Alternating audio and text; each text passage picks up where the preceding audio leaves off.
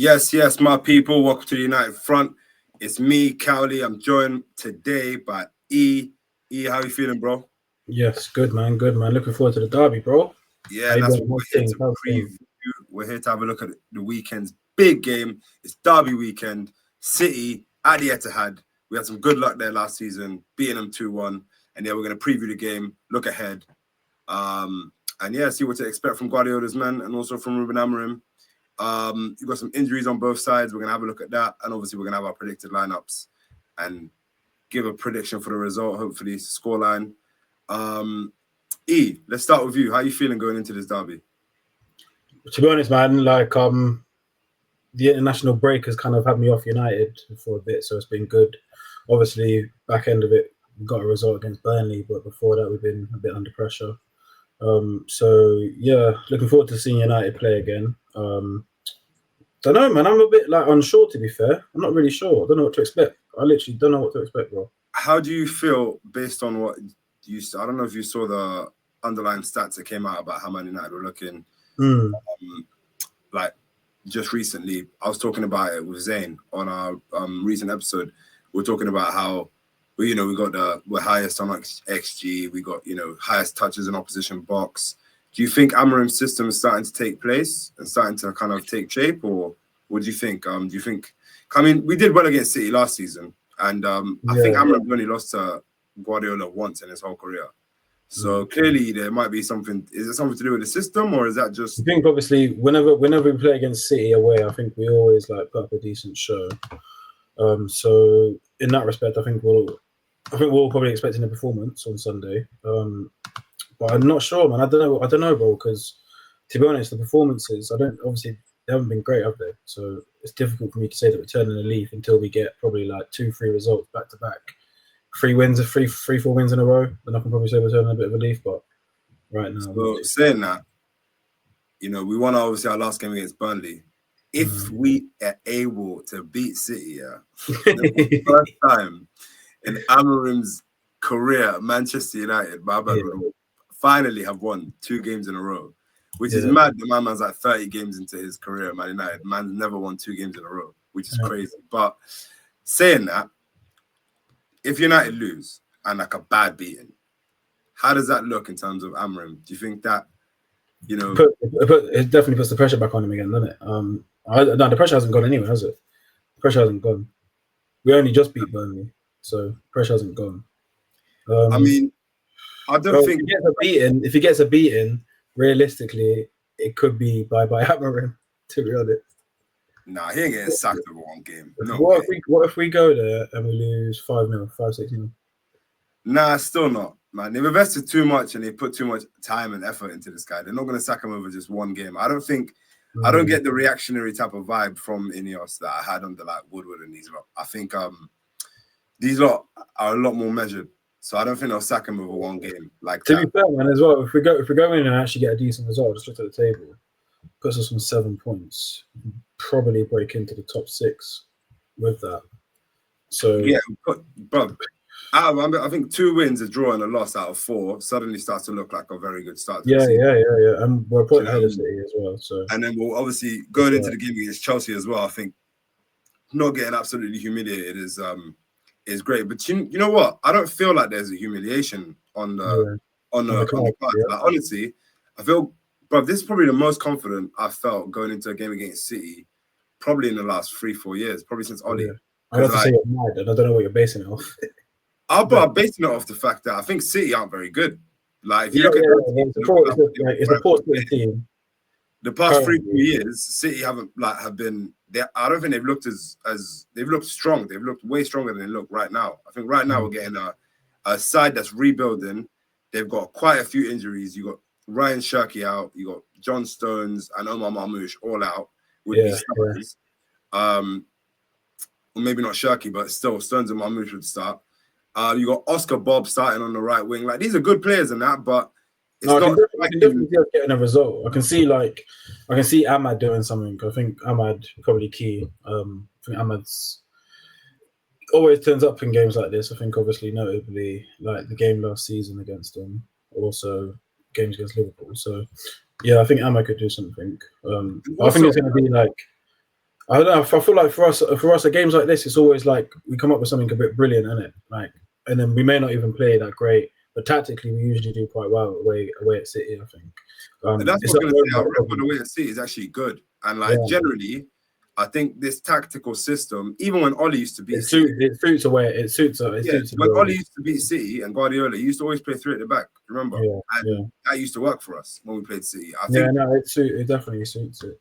yeah. So that's why I feel confident. It's not just on complete hope, but yes, it's one of them ones. It's post international break as well. So I feel like because we haven't had any like form in the past week or two, it actually kind of helps, kind of Yeah, clean. to be fair, kind of, yeah. I hear it. I just honestly don't know what to expect because like obviously with United, you can go either way, innit? So I mean, yeah, it always depends on what United turn up, and that's actually probably yeah, a good little segue into our next section. Should we look at your lineup for the game and predict who you yeah, think? go for it, man. Go for it. Go for it. Let's have a look. So Intrigued to see how it differs. Still, let's have a look at Ethan's lineup. Then you got. Oh, you started Lammers, bro. Did you not see the thingy? This is what you'd want us to start, isn't it? well, yeah. I mean, obviously, I'd like change the formation completely. Anyway, but I just based it. Basically, I think you have to start him. I think it's a problem not starting him. I think when you kind of say that you are going to end up being a number one, but we're not going to put you as number one immediately, it's kind of setting out a bad signal anyway. So I would So start him for that purpose. I literally just came into the stream off the back of listening to his press conference, and obviously he said that he's going to start BAYINDIR. So we might as well start there. Yeah. Like, does that annoy you? Not. I mean, yeah, he's shit. Yeah, it's a problem, isn't it? Like, but yeah, I guess obviously you just replace him with BAYINDIR then, really. But yeah, I think. And then the other one I've got Mazwari. I put him in there. That's tactically just to have another right-sided defender proper on that side, really. I think Yoro can play either side, and I think Yoro is a bit unsure if you're playing City away. So that's just what I would do personally. Interesting. So you've taken Shaw out. To be honest, I think Shaw started the season well, man. That's a bit harsh, bro. I said I think Shaw started the season well, man. That's a bit harsh, bro. I'd agree. I just think for this game, like you can probably actually, I think you can put the lid on Euro for this game. But then you bring in Euro one to the left side. Obviously, I wouldn't. Now looking back, I don't know actually. 50-50 really. It's either Casemiro or Manu. You know what? I think I'm gonna go for. Well, you're gonna see my lineup in a second. You might as well put it up now. So just to see, you've got Ahmad right wing back. You've dropped Shaw. Obviously, Mount, Dallo are injured, and so is Cunha. I'll just remove yours. Just add mine quickly. There you go. Oh, well, you went for the same, yeah? In the middle. In the middle, I went for Casemiro Ugarte as well. I think we need the legs. We need Ugarte's legs. Even though he hasn't started the season well, bro, if Ugarte ain't going to be able to play in a game like this, then you might as well call his career at Man United over. These are the type of games, the way the Etihad, where you need an extra midfielder that's going to be a little bit more gritty on the ball, get into a challenge a little bit more, and just cover a little bit more ground, help Casemiro out a little bit, but in a defensive way. I think Bruno Fernandes is too. He has a lack of discipline, especially in position. He's too rash to be playing in the middle. Yeah, he's way too rash. He dives in too quickly. It's a bit too. Yeah, I think it's a bit too risky to play him in the middle. So I pushed him further forward. Obviously, it helps the fact that Cunha isn't there because it frees up that space up front. But I've actually not started Ahmad. I think Ahmad will be great for this game to come on 60th minute, 55th minute. Teams are a little bit tired. If we can keep it tight up until that time of the game, maybe if we're, keep it 0-0, maybe 1-0, even if it's 1-0 to them, bring Ahmad on at that time, and I think we still got a great chance of winning the game, and he's going to change it a lot. And also, it's interesting you went no Kobe as well, though. Sorry, gone. What? Interesting that you went no Kobe as well. Yeah, so again, I think for this game we need legs. Like I really wanted to play Kobe, and if I was going to play Kobe, I would have played him with Ugarte and dropped Casemiro. But I think Casemiro needs to play. I think for a game like this, you need Casemiro. His experience, his defensive stability generally that he brings to the team. I think you need Casemiro. I brought Mazraoui in at right wing back, rather than at centre back, which is what you did. I think him at right wing back would be good for this game. specifically because he's got that ability to get forward as well. Yeah. So yeah, it's fairly similar, to be fair. So I mean, weirdly, I put Euro on that side, but it's only because any of the back three, I think, at that point can play pretty much any side of that three in it. So, yeah, pretty much, pretty spot on, isn't it? Yeah, I mean, it's pretty similar. The only difference is I think you've dropped Shaw. Yeah. So I think with my team, then there's probably slightly more like attacking. But then saying that, Shaw does put in a good effort. So I think Shaw is useful for a game like this. Again, his ability to, I think, get forward, his experience as well. And also, he's good on the ball, man. Like, out of all of our centre-backs there, he's probably the best centre-back on the ball. He can get the ball forward. Nah, Euro. Nah, Euro's great, but like he's fantastic. But I don't think his best attributes are on the ball. Okay. I think his best attributes are actually his recovery, his pace, his ability to get back and back. Like, I think Euro's a fantastic defender. Don't get me started. I love Euro. Because you know what he might end up doing. Because main reason why I had to put Bruno in that position, and I know that he doesn't want to put him there, is literally solely because I don't know who else he can put in that 10 now. If Cunha's out, I don't know who plays left 10. Like, unless you put Ahmad and Mbeumo as the 2 10s. We're back, yeah? We're back, yeah. A couple of technical difficulties. Yeah. Sorry, carry on, Eve. Yeah, no, I was going to say, because, bro, like, obviously he hasn't gone out of his way to start Sesko yet, because Sesko didn't start. Did Sesko start against Burnley? I can't remember. No, he didn't start Sesko against Burnley. So obviously, like, it's City away, you probably do want to start him. Has he played in games in the international break? Yeah, he started both the games for Slovenia, and this is why I think maybe that's why I brought him in for my lineup and started him, because I thought at the end of the day, look, I understand he needs to get used to the tactics and the physicality and whatnot and get up to speed, but at the same time, you're bringing in a striker for however many million, and at the end of the day, away against City, it's 4 games into the season now. You got to start him. You got to play him. And I'm just thinking, man, what if he tries to do something mad and he puts like Bruno false 9, or puts Bruno still in the middle, centre mid, and then finds a way to put somebody else false 9. I don't know if really got the other solution that he might do is play Zirkzee up there, because I think he brought Zirkzee on the last game and he actually had a good little cameo. Like, I'm not gonna lie, I wouldn't be mad if he played Zirkzee there. So he could potentially put Zirkzee and then maybe still even put Bruno centre mid then next to Casemiro. Potentially, because you might put Zirkzee as the left 10. Yeah, so he likes to play Zirkzee as a 10. So, but obviously Zirkzee again, he hasn't started any games, so I don't know. I think we both based it kind of on like players that have been playing, with the one exception being Mazraoui, really. Isn't it?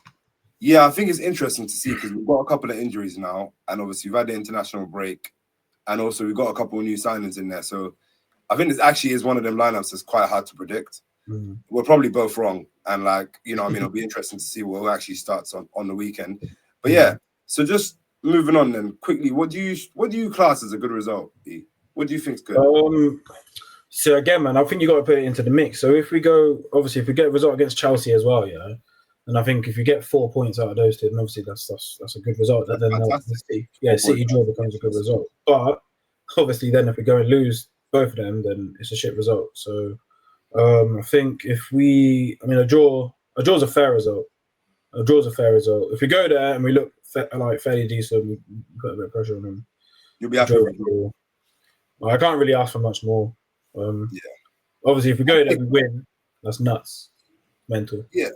I'll take a point, obviously. But you know what, actually, I don't know if I would take a point. I actually think we can go there and win. Like, I feel pretty confident that I think we can go there with their defensive issues. That's crazy.